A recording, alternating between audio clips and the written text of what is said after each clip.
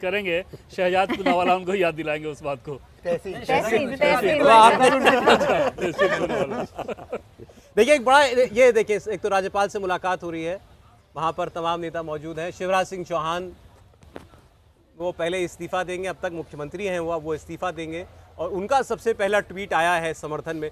अब इसको भी आप ऐसा मत मानिए कि ये केवल संयोग है कि पहले कौन बधाई देता है फिर कौन बधाई देता है। शिवराज सिंह चौहान के नाम उन्होंने प्रस्ताव रखा मोहन यादव का मुख्यमंत्री के तौर पर, उसको स्वीकार किया गया। उन्होंने सबसे पहले बधाई संदेश लिखा सोशल मीडिया पर और अब इसके बाद आप एक एक करके देखेंगे मोहन यादव के लिए बधाई के और संदेश आते रहेंगे। मैं आपको बता रहा था एक बड़ा इंटरेस्टिंग, मैं सोशल मीडिया पर रिएक्शन देख रहा था कि छत्तीसगढ़ में विष्णु आ गए, मध्य प्रदेश में मोहन, अब राजस्थान में राम आ जाए। अपने आप अब किसके नाम में राम है, लेकिन अब ये खतरा कोई मोल नहीं लेगा कि नामों पर हम चर्चा करें कल क्या होगा राजस्थान के अंदर। एक दूसरी दिलचस्प चीज़ को आप देखें सौरभ, सिर्फ लाइटर नोट पे, पर केंद्रीय पर्यवेक्षक जो भेजे गए हैं उनको थोड़ा जीरो इन करें तो कुछ इंडिकेशन उसमें दिख रहा है, उसके आधार पे आप राजस्थान को जीरो इन कर लीजिएगा। छत्तीसगढ़ में tribal affairs minister Arjun Munda, tribal CM. Rajasthan Madhya Pradesh में जो केंद्रीय पर्यवेक्षक भेजे गए हैं उसमें बीजेपी के ओबीसी मोर्चा के राष्ट्रीय अध्यक्ष और मनोहर लाल खट्टर, ये दो लोग वहाँ पे हैं। मनोहर लाल खट्टर का इस रूप में इंडिकेशन कि कोई भी मुख्यमंत्री हो सकता है, मनोहर लाल खट्टर जी का बार बार उदाहरण दिया जाता है इस रूप में। और दूसरा ओबीसी, ये आपने खूब कनेक्शन ढूंढा, खट्टर जी का मतलब कोई भी हो सकता है, कोई भी हो सकता है। आप तीसरा राजस्थान के इन तीनों नाम के आधार पे आप देख लें, क्योंकि उसमें एक तो सरोज पांडे हैं तो महिला हो सकती हैं क्या, दूसरा राजनाथ सिंह तो कोई राजपूत कैटेगरी का हो सकता है क्या, हो सकते हैं क्या, विनोद तावड़े का कोई बहुत रिलीवेंस नहीं रहेगा उसमें। अब शिवम बता दें इतना आधार के कौन सा नाम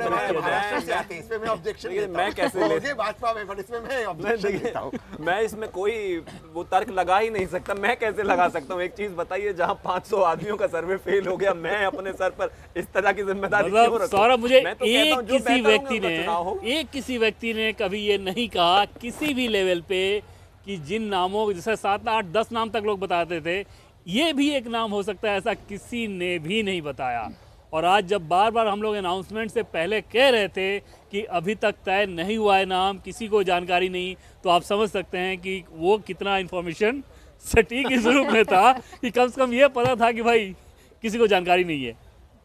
यही वर्किंग स्टाइल है भारतीय जनता पार्टी का कि वो आखिरी वक्त तक चौंका देती है, आखिरी वक्त तक जो उसका फैसला है उसके बारे में जानकारी उस शख्स को भी नहीं होती जिसे मुख्यमंत्री बनना है, जिसे कोई पद मिलना है। और यही इस केस में भी होता हुआ नजर आ रहा है। मोहन यादव को मुख्यमंत्री बनाया जाएगा, इसकी चर्चा दूर दूर तक नहीं थी, लेकिन आखिर में वही नाम निकलकर सामने आया। उज्जैन दक्षिण से तीसरी बार चुनकर आए हैं विधायक के तौर पर, महाकाल के तौर पर लोग उन्हें वहां पर पुकारते हैं, वहां पर उनका नाम दिया जाता है, लोगों के बीच में उनकी अच्छी पैठ है।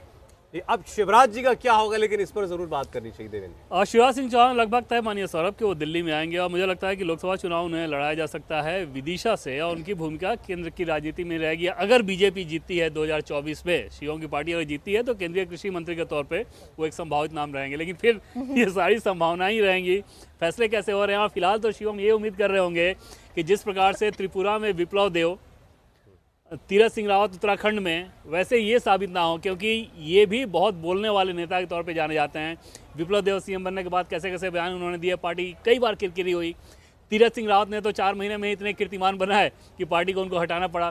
कम से कम मोहन यादव के बारे में पार्टी ये ज़रूर चाहेगी कि ये ठोस तरीके से 5 साल चला सकें, क्योंकि इसका पॉलिटिकल मैसेजिंग बहुत गंभीर है। आप उत्तर प्रदेश और बिहार में इसको कैश करने की कोशिश ज़रूर करेंगे।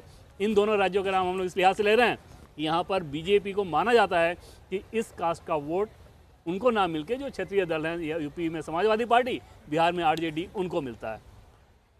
यकीनी तौर पर देखिए इस वक्त खबर यह है कि शिवराज सिंह चौहान ने अपना इस्तीफा राज्यपाल को सौंप दिया है। अभी आप उनकी मुलाकात की तस्वीर स्क्रीन पर देख रहे हैं। अब इनके बाद मोहन यादव आपको राज्यपाल से मुलाकात करते हुए नजर आएंगे। फिलहाल शिवराज सिंह चौहान का इस्तीफा हो चुका है। 17 साल लंबी पारी उनकी अब ये खत्म हुई। मुख्यमंत्री के तौर पर एक लंबा अनुभव उनका रहा और प्रदेश में बहुत कुछ हुआ उनके मुख्यमंत्री रहते हुए, लेकिन एक सीएम के तौर पर उनकी पारी यहीं तक थी। अब कमान सौंपी गई है मोहन यादव को। हालांकि आप उम्र के लिहाज से देखें तो बहुत ज़्यादा कोई फर्क नहीं है, 4-6 साल का अंतर उम्र का ज़रूर होगा। अनुभव में एक बड़ा अंतर इस लिहाज से है कि प्रशासनिक अनुभव मुख्यमंत्री शिवराज सिंह चौहान के पास बहुत ज़्यादा है, लेकिन उनकी सरकार में ही शामिल रहे हैं मोहन यादव, और अब वो सरकार के मुखिया के तौर पर अपनी पारी की शुरुआत करने जा रहे हैं। तो देखिए, शिवराज सिंह चौहान ने इस्तीफा दे दिया है। अब नई सरकार के गठन की जो औपचारिकताएं हैं वो पूरी की जाएंगी। एक बड़ा चेहरा जो थे, जितने भी चल रहे थे, उनको पछाड़ते हुए मोहन यादव आगे निकल गए हैं। नए मुख्यमंत्री डॉक्टर मोहन यादव मुख्यमंत्री के होंगे। इस बड़ी खबर पर हम लगातार बने हुए हैं, इन बड़ी तस्वीरों पर हम लगातार बने हुए हैं। फिलहाल एक छोटा सी ब्रेक के लिए रुकेंगे, जल्द लौटेंगे। देखते रहिए इंडिया टीवी।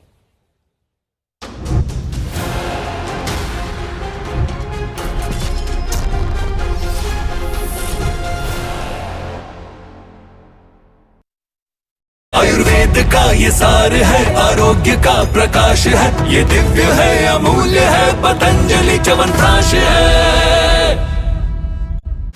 इंडिया टीवी लाया है देश का पहला